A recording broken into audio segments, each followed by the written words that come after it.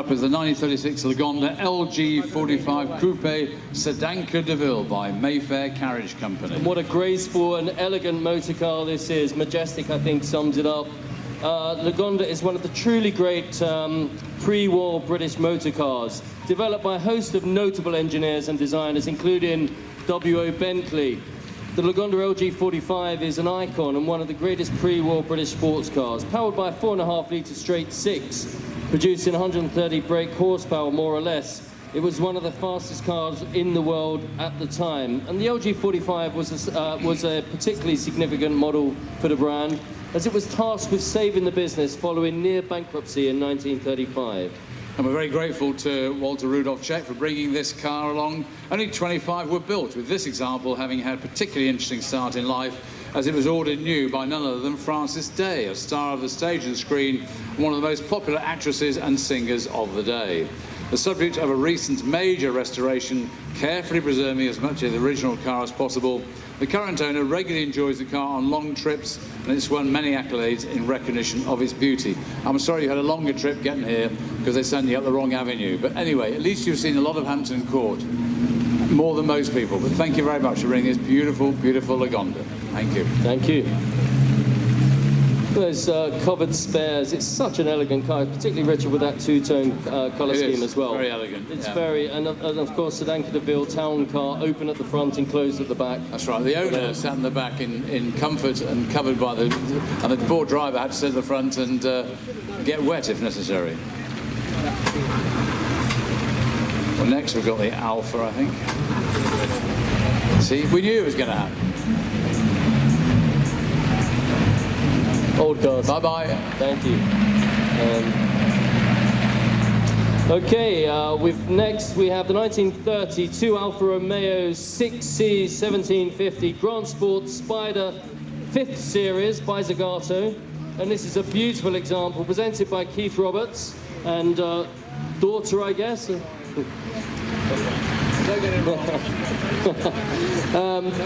An absolutely wonderful motor car.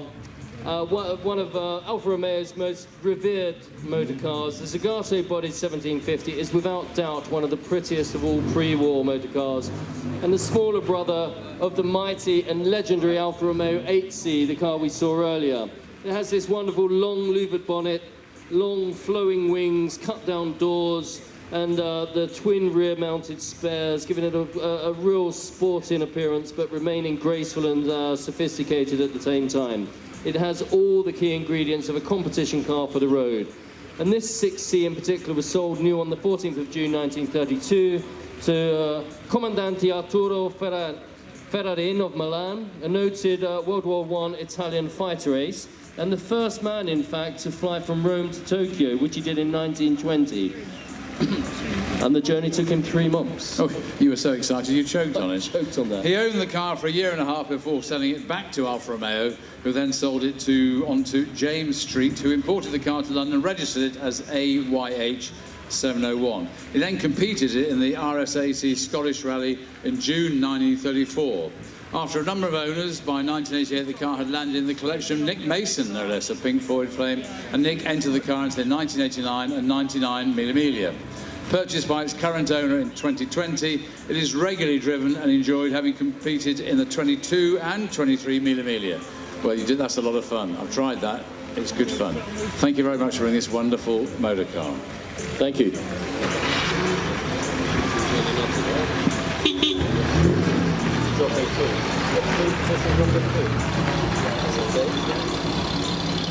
Well, following on, we now have something else I would describe as majestic, and I can always imagine seeing one of these cars driving through Mayfair, having a nice supper out. 1934 Rolls-Royce Phantom II Drophead Coupé by Gurney Nutting. This comes from a private collection, and the new Phantom was originally launched to replace the Ghost in 1925 and continued with straight six power from a larger displacement 7.6-litre motor. The Phantom II was introduced in 1929 and featured an all-new chassis, suspension changes and much improved drivetrain. And this Phantom II Continental is one of just 12 built in this sublimely dashing body style by the coach builder Gurney Nutting.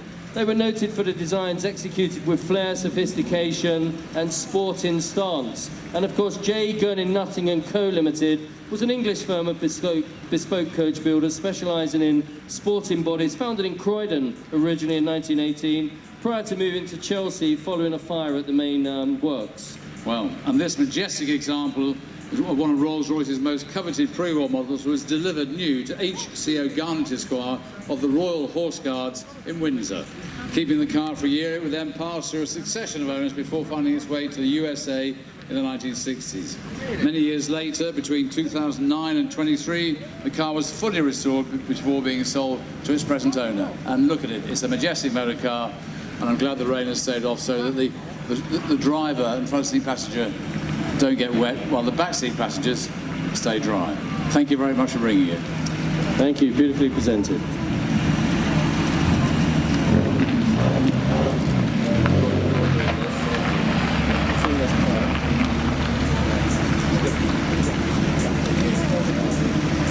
Well, ladies and gentlemen, if you love vintage motor cars, motor racing and boys' own heroes, then this is the stuff that should make your hair curl.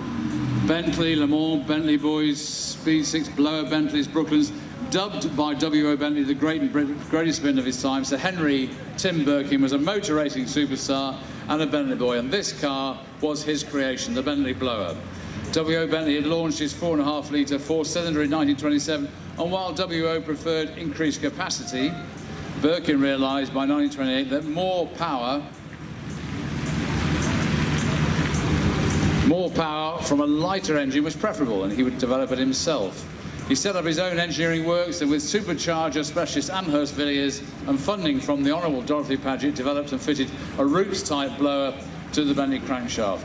The power was increased dramatically, so for race cars to around 240 horsepower, but even for the normal 50 road cars, around 175 horsepower. And this is one of them. So there are only 50 road cars built to homologate the car, and this one, brought to us by Jürgen Ernst, is one of the most beautiful cars. As you will see, it is what you might call shabby chic, I think, this one.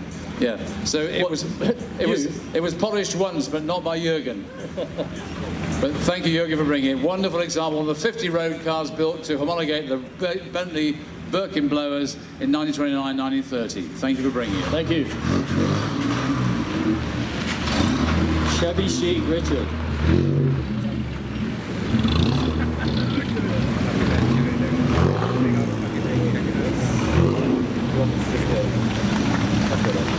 Okay, so next up we have the 1955 Z102 Touring Superleggera Berlinetta Prototype.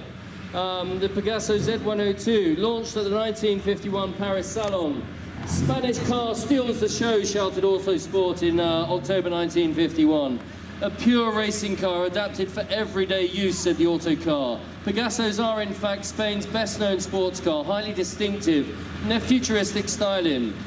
Spaniard Wilfredo Ricard, who had enjoyed a brilliant pre-war design career at Alfa, returned to his native Barcelona, and he took a job with the bus and truck maker ENASA, where the management decided to inspire the apprentices by having them create a car capable of the highest performance and to the highest standard.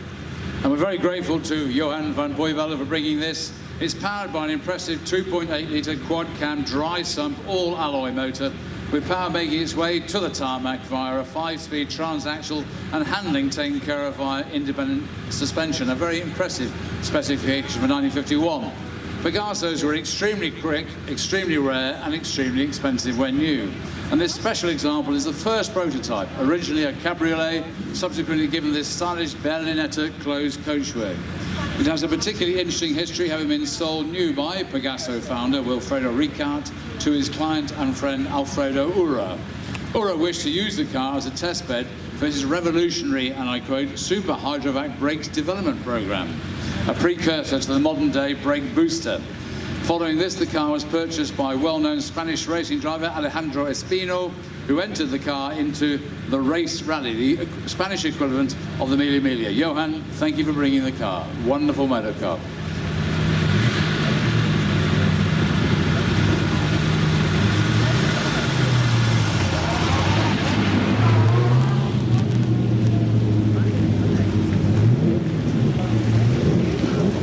Okay. Coming up onto the main concourse stage now, Your Royal Highness, ladies and gentlemen, is the 1963 Apollo 3500 GT Spider Prototipo by Intermeccanica. And what an elegant motor car this is. The brainchild of three young visionaries, Milton Milt Brown, Ron Plessia, and Ned David. The Apollo 3500 GT was to be a car that combined the panache craftsmanship of Italian carrozzeria with the power and reliability of an American drivetrain, an often winning formula. 88 coupes were built along with 11 Spiders, and this car, chassis 2001, is the prototype and the first completed. Penned by Ron Plessia, an art student friend of Milt Brown, and finalized by the legendary stylist Franco Scaglione, coachwork was supplied by Intermeccanica in Turin, Italy, of course, and with final assembly at Brown's International Motor Cars in Oakland, California. The Apollo GT utilises an exceptionally rigid ladder-type tubular steel frame and custom suspension derived from the Buick Special.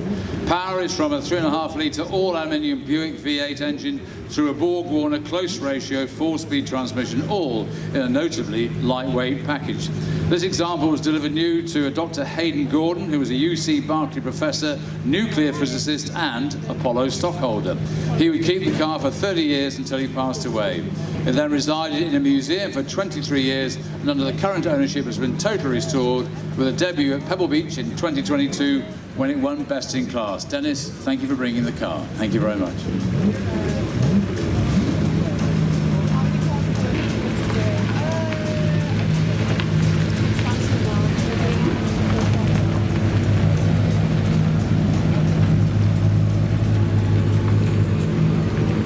Here's a fun motor car, ladies and gentlemen. As the centenary of MG this year, delighted to have this 1925 MG 1428 Bullnose Supersport Salonette, brought to us by Michael Dacre.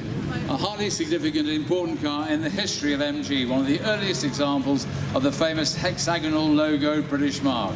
This Bullnose Supersport is one of just 336 Bullnoses built and one of only 8 known survivors. It's also the sole surviving example, with 6 built with special Salonette bodywork in aluminium, and the earliest MG with its original coachwork.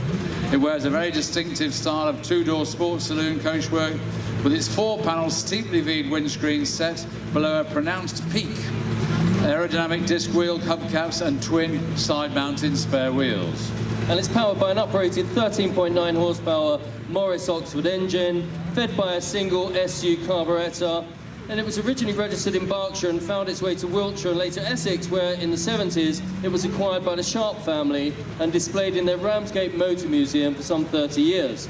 It was then acquired at the Christie's auction, in fact, in 2005 by Fred Body, who undertook an extensive restoration, much of which consisted of preserving the original components as they were still in good working order. And I think this is a really special, cute motor car. That little air vent in the top and the miniature boat tail finish. I guess there's an occasional seat. Is that an extra mother-in-law seat on the outside of the car? What's in there? A little cubby. Just the boot. Just the boot. I wonder if a kid could sit in the back there. What a wonderful car. Michael, there were probably cocktails in the back, isn't it? Is there cocktails in the boot? Thank you for bringing this wonderful 1925 MG 1428 Bullnose Supersport Salonette, Michael Dacre. Thank you very much. Car. And look at the seats, Richard. They're very lightweight, almost sort of like bucket seats. Have you ever seen that before? I've never seen I've never seen one of those, no. Well, it's wonderful to celebrate the centenary of this great car company, the MG, and with this 1925 Bullnose Supersport Salonette. And do pay attention, ladies and gentlemen, as you walk around the cars, do have a look inside, look at the details. I mean, on that particular car, that mini air vent in the top, I don't think we could really describe it as a sunroof, but I've never seen anything like that. Such a sweet motor car. I'm glad it was that way around. It would act as an air brake if it was the other way around.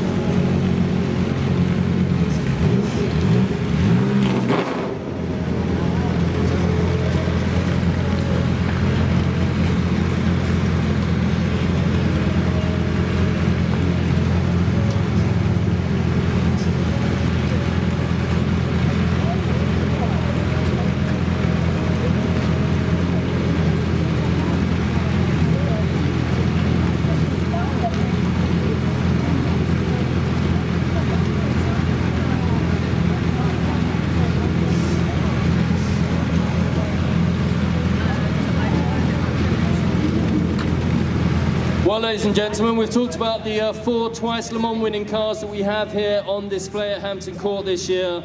I don't think any other concours in the world has ever achieved that. Perhaps I'm wrong, but I'm certainly very proud that we have them here this year. We've got the 1995. Please come along, Simon, thank you. Porsche TWR WSC World Sports Car 95 from a private collection. And Porsche's WSC 95, sometimes referred to... Hi Simon, good to see you again. Sometimes referred to as the TWR WSC 95, was a Le Mans prototype originally built by Tom Walkinshaw Racing. And ladies and gentlemen, it's not easy bringing these cars around the gravel-paved fountain onto this stage. No steering lock, so do come and show your appreciation for these motor cars and their owners, making the effort to bring them up here to show you. It was modified by Porsche from the original Group C Jaguar XJR14, from which it derived. Entered and run by Yost Racing. This is the actual 1995 Porsche TWR WSC 95. It's one of just 5 cars that have won the 24 Hours of Le Mans twice.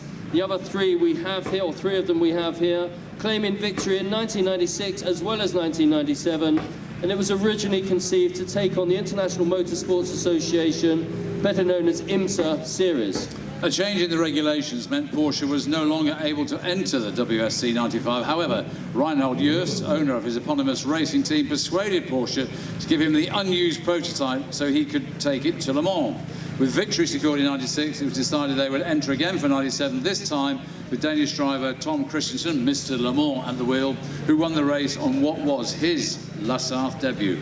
Christensen famously went on to win Le Mans 9 times, more than any other driver. And if you look at the side of this car, ladies and gentlemen, you've got Tom K's autograph there with Stefan Johansson as well. Was that this year that was done?